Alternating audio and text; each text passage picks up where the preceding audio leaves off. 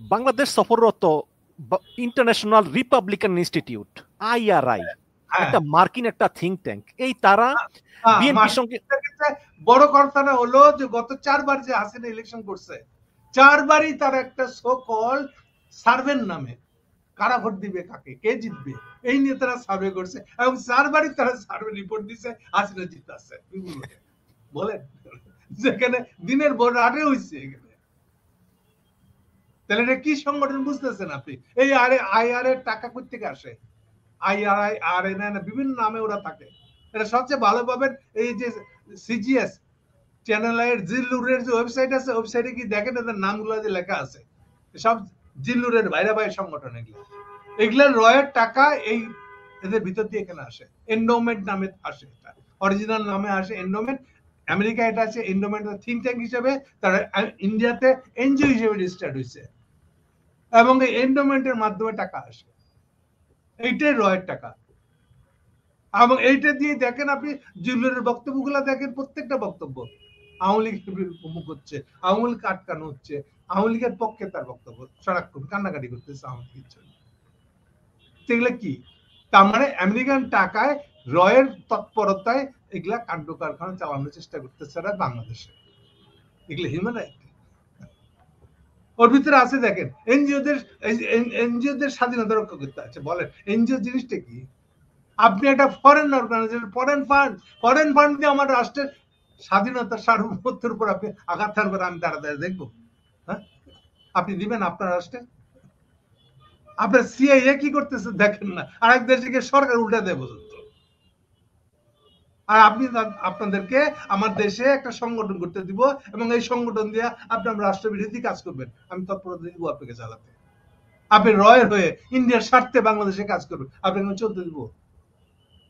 এত আপনার ভালো না। তারা আমরা দেখেছি যে 2023 সালে নির্বাচনের আগে তারা বলেছে শেখ হাসিনার প্রতি নাকি 70% মানুষের সমর্থন আছে।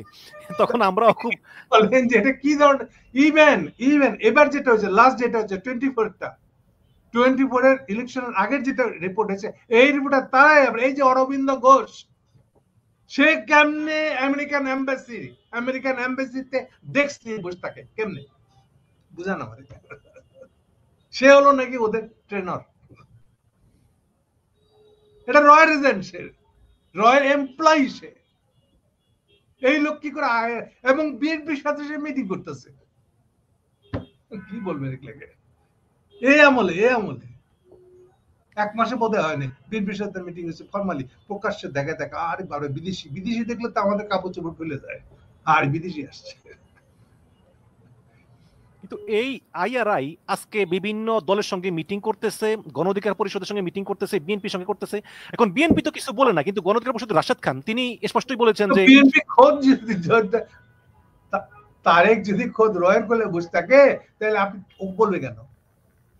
তো সেখানে তারা যেই প্রশ্ন করেছে রাশেদ খানকে, সেটা হচ্ছে যে আওয়ামী লীগের বিষয়ে তোমাদের মনোভাব কি, জাতীয় পার্টির বিষয়ে তোমাদের মনোভাব কি? তো এই দুইটা প্রশ্ন কেন জিজ্ঞেস করতেছে? নিশ্চয়ই বিএনপি কেও করেছে, মানে তারাও কি এই আওয়ামী লীগকে পুনর্বাসনের কাজে আসলে এই উদ্দেশ্য নিয়ে এখানে এসেছে এই IRI?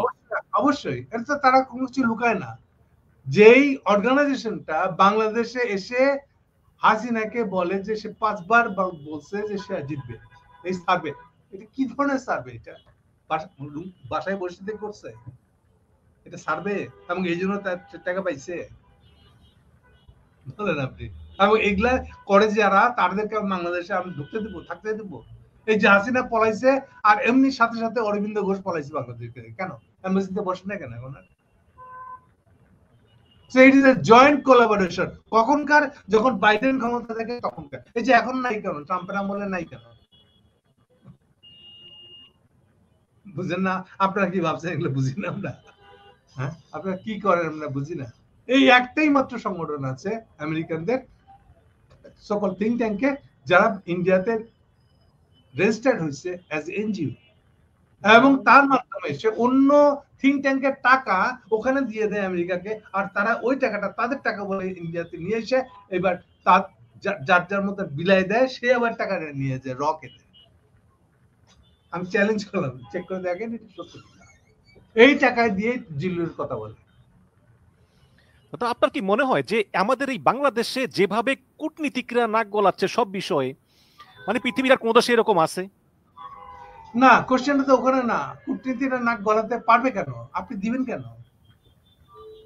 এটাই তো প্রমাণ করে যে আপনার সরকার নাই আসলে। মানে ইউনূস সাহেব যদি মনে করেন আমি আমেরিকান নাগরিক, তাহলে কি অবস্থা হবে এই দেখুন। জি, আমরা কিছু বলেন তো আবার সে আমি পোলাপানদেরকে বকা দিব এখন যে এই যে ইউনূস শুনলে তোমাদের কাপড় খারাপ হয়ে গেছে, বুঝে নাই লোকটা কে আসলে।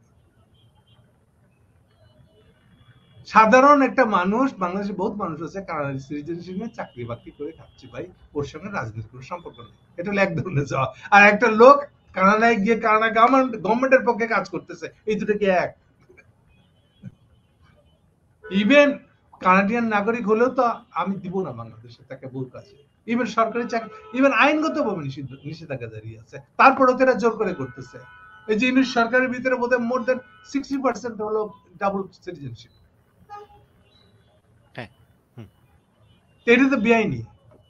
বাংলাদেশের আইন অনুযায়ী তারা বাংলাদেশের সরকার পজিশন নিতেই পারে না। বাংলাদেশের জনপ্রতিনিধিত্ব করা অপরাধ ডাবল নাগরিকত্ব। এই যে আলিজি আছে আমেরিকান সিটিজেন, কুতুবি করতেছে। আবার ফয়েজ তাইয়ব, আপনি কাকে বলবেন আপনি বলেন? এত রাম রাজত্ব, তারা তো আর কথা পাবেন না। জি, আমরা এই যে মনির ওইখানে গিয়ে ঢুকে বসে আছে, মনির আমার সাথে টকশো করতে আসে না। মনির হায়দার, ইত্তেফাকের সাবেক সাংবাদিক মনির হায়দার, সে ভাবে যে আমি কোথায় আবার আমেরিকার বিরুদ্ধে কিছু বলে বসি, তাকে যদি তার সিটিজেন পারমিট বাতিল হয়ে যায়। আমি নিজে বলতেছি।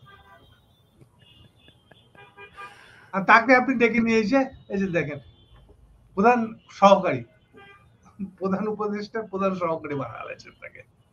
মানে কি কি করতেছেন? এই যে আলী রিয়াজ মনির গং, আলী রিয়াজি মনিকে নিয়ে আসছে, এগুলো তো একই গং তো আসলে। আলী রিয়াজ এটা হচ্ছে গং একটা, জোট একটা। আর ইউনিশা ভালো পাই আমেরিকান থাকলে পরে তাও মনে হয় আস্তে আস্তে এতে পারবে। এবং ওই এতদিন কি করছে, যখন ওই দেওয়াল টপকে প্রতিবাদ জানায় তখন বলে সংশোধন করতেছি, ক্ষমা চাই ক্ষমা চাই। কি বলবো এগুলা?